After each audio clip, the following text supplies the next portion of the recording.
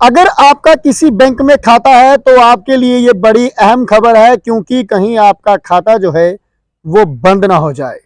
नमस्कार, आप लोग एनईएस डिजिटल टीवी देख रहे हैं और मैं नरेश चौधरी आपका हार्दिक स्वागत करता हूं। मैं आपको बता दूं कि आज की डेट में हर किसी के पास बैंक खाता तो यकीनन है ही है, और कईयों के पास 3-3, 4-4 और या फिर कईयों के पास 5-5 बैंक खाते भी जो हैं अलग अलग ब्रांचेस में जो हैं वो खोले गए हैं। अलग अलग बैंकों में लोगों के पास 5 से लेकर 4-4, 6-6 खाते जो हैं वो लोगों के पास बैंक में है। पर ज़्यादातर हम लोग देखते हैं कि बैंक खाता हम खुलवा लेते हैं, पर काम सिर्फ ट्रांजैक्शन सिर्फ हम एक ही खाते में करते हैं, चलाते सिर्फ हम एक ही खाता है, बाकी खाते जो हैं ऐसे ही पड़े रहते हैं। तो आपके लिए बड़ी अहम खबर है, और साथ में ये खबर आप शेयर भी ज़रूर करें ताकि तमाम उन लोगों तक ये खबर पहुंच सके जिनके बैंक खाते हैं। मैं आपको बता दूं कि जम्मू कश्मीर में 72,000 ऐसे खाते हैं जिनमें पिछले 10 साल से कोई लेन देन नहीं हुआ है, और उन खातों में करोड़ों रुपया पड़ा हुआ है, पर उनमें कोई भी ट्रांजैक्शन जो है वो नहीं हुई है। आप सबको पता है कि बैंक की तरफ से इंस्ट्रक्शंस आई थी कि अपने खातों का जो है वो केवाईसी करवा लें, और वो जो 72,000 खाते हैं उनमें पिछले 10 साल का ना कोई केवाईसी करवाने के लिए गया, ना कोई ट्रांजैक्शंस करने के लिए गया, ना कोई पेमेंट जमा करवाई, ना कोई पेमेंट निकलवाई। तो अब मैं आपको बता दूं कि उन खातों को जो है वो बंद कर दिया जाएगा। अगर आपका कोई खाता ऐसा है जिसमें आपने पिछले 10 साल से कोई ट्रांजैक्शन नहीं की है, तो आप बैंक जाएं और जाकर केवाईसी करवाएं और अपना खाता जो है वो रिन्यूअल करवा लें, वरना आपका खाता जो है वो बंद हो जाएगा और उसमें जो पैसा पड़ा हुआ है वो सीधा आरबीआई के खाते में जमा हो जाएगा। पूरी खबर आपको विस्तार से बताता हूं कि जम्मू कश्मीर के बेन बैंकों में 72,000 खातों में पड़े करोड़ों रुपए भारतीय रिजर्व बैंक के खाते में जमा हो जाएंगे। आरबीआई इन रुपयों को ग्राहक शिक्षा और जागरूकता निधि फंड में जमा करवाएगी। बैंकों के ये ऐसे खाते हैं जो बीते 10 साल से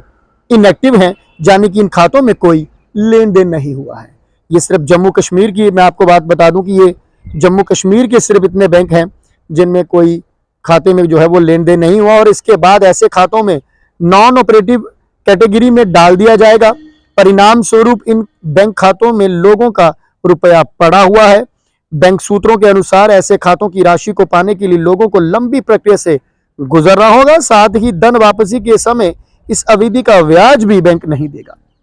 जाने कि जब ये आपका खाता जो है नॉन ऑपरेटिव कैटेगरी में डाल दिया जाएगा, तो उसके बाद चाहे आप 5 साल के बाद भी बैंक में जाएंगे,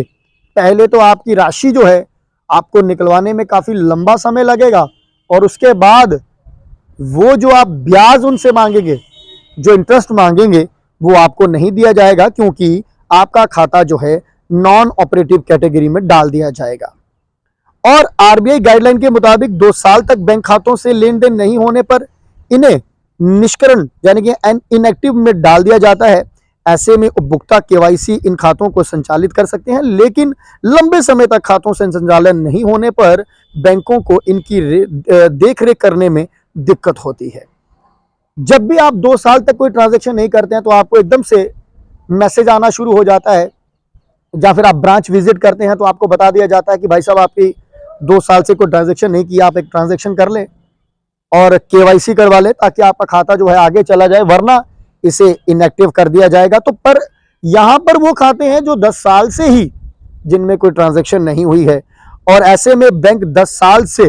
इनएक्टिव पड़े खातों को रुपया अलग हेड ग्राहक शिक्षा और जागरूकता निधि फंड बनाकर उसमें डाले जा रहा है। अब वो खाते जो 10 साल से पुराने हैं उनको इनएक्टिव करने के बाद जो है वो जागरूकता निधि फंड में जो है बैंक इसमें जो है वो रिटर्न कर रहा है, उसमें डाल रहा है, और इनएक्टिव खाते में सक्रिय करने के लिए शाखा प्रबंधक ने एक लिखित आवेदन देना होगा। इसमें खाता संचालित ना करने का कारण भी बताना होगा, और आवेदन पर खाते के सभी संयुक्त धारकों के हस्ताक्षर होने चाहिए। जिसका खाता है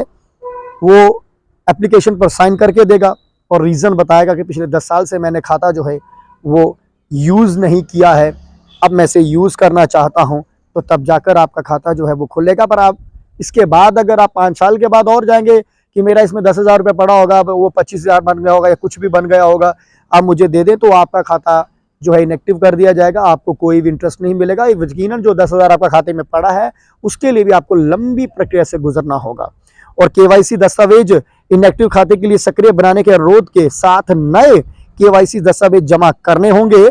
फिर जाकर आपका खाता जो है वो खुलेगा। तो अगर आपका कोई ऐसा खाता है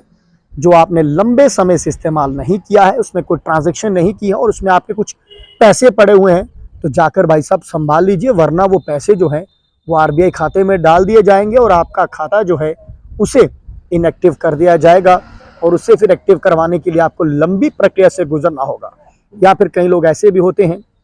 कई बुजुर्गों के घरों में कईयों की जो है वो डेथ हो जाती है या किसी की दुर्भाग्यपूर्ण से किसी की मौत हो जाती है, तो उसके बाद भी लंबे समय के बाद जो है आप लोग फिर बैंक में जाते हैं कि हमारे किसी बुजुर्ग के खाते में जो है वो 20,000 या 50,000 पड़ा हुआ है, हमें वो लेना है,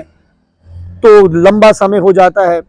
अब वो खाता भी जो है इनएक्टिव कर दिया जाएगा, तो काफ़ी मुश्किलात जो हैं आपको आने वाले दिनों में हो सकती हैं। आपका खाता किसी भी बैंक में है, जेके बैंक में है, आपका खाता जो है आईसीआईसीआई में है, एचडीएफसी में है, येस बैंक में है, कहीं भी आपका खाता अगर पुराना है उसे एक्टिव करवा लें, वरना आपका खाता इनएक्टिव करने के बाद उसे जो है जो पैसे उसमें पड़े हुए हैं वो आरबीआई खाते में जो है ट्रांसफ़र हो जाएंगे और उसके बाद आपको काफ़ी दिक्कतों का सामना जो है वो करना पड़ सकता है अपने पैसे जो हैं वापस लेने के लिए। फिलहाल बने रहे हमारे साथ नई अपडेट के लिए, देखते रहें आप लोग एनईएस डिजिटल टीवी। जय हिंद, जय भारत, जय जम्मू।